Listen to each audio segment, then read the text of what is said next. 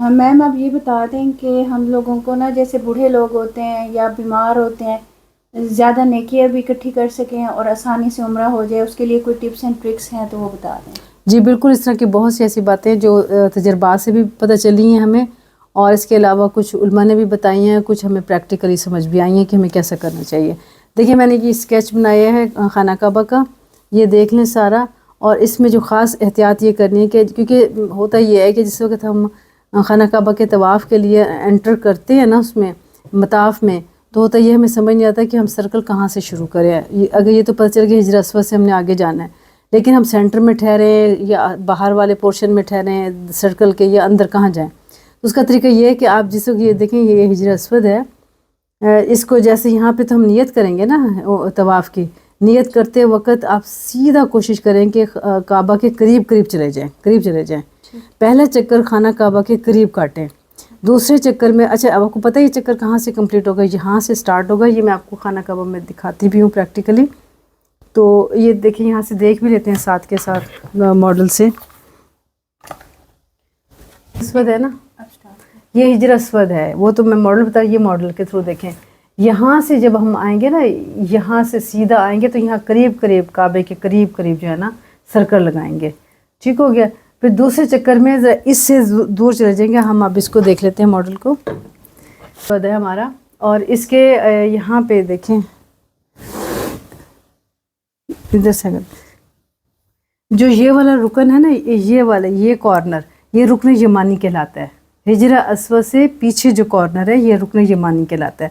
جب ہم خانہ کعبہ کے سارا طواف کر رہے ہوں گے، جب یہاں پہنچیں گے نا، تو یہاں سے لے کر یہاں حجر اسود تک یہ پابندی ہے کہ ہم نے وہ ربنا آتنا فی الدنیا حسنۃ وفی الآخرۃ حسنۃ وقنا عذاب النار کی دعا پڑھنی ہے۔ تو یہاں سے یہاں تک کہ وہ آپ نے لازمی پڑھنی ہے۔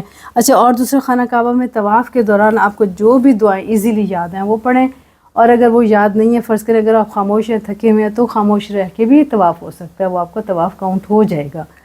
اور اس کا یہ خاص خیال رکھنا ہے، بالکل کچھ بھی پڑھتے رہیں، اس میں سب ایزی ہے۔ اچھا، دوسرے نمبر پہ جس وقت میں نے ابھی آپ کو ویڈیو میں بتایا ہے کہ جس وقت مدینہ منورہ جائیں گے تو اس وقت خاص نبی صلی اللہ علیہ وسلم کے لیے تحفہ لے کے جانا ہے۔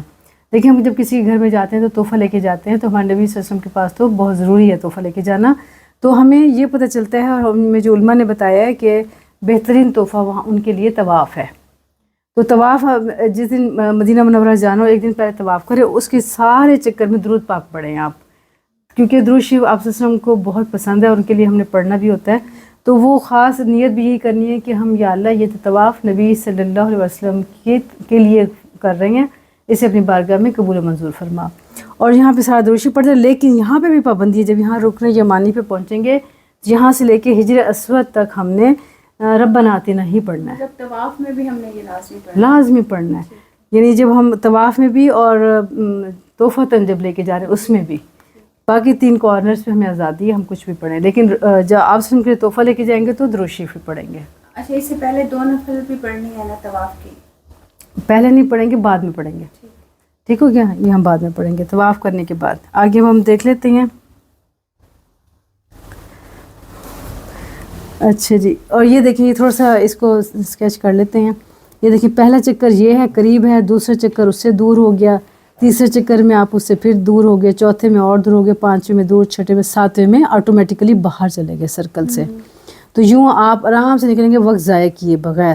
اور یہ تھوڑے سے جو ہیں اس کو دیکھ لیں، ہائی لائٹ کر لیتے ہیں۔ بسم اللہ اللہ اکبر وللہ الحمد پڑھیں گے ہم حجر اسود کو دیکھ کر۔ جب وہاں پہ ایک سرکل ہمارا کمپلیٹ ہوگا، ہم یہاں ہوں گے تو ہم نے اپنا استلام کرنا ہے، استلام کرتے وقت ہم نے یہ پڑھنا ہے، بسم اللہ اللہ اکبر وللہ الحمد۔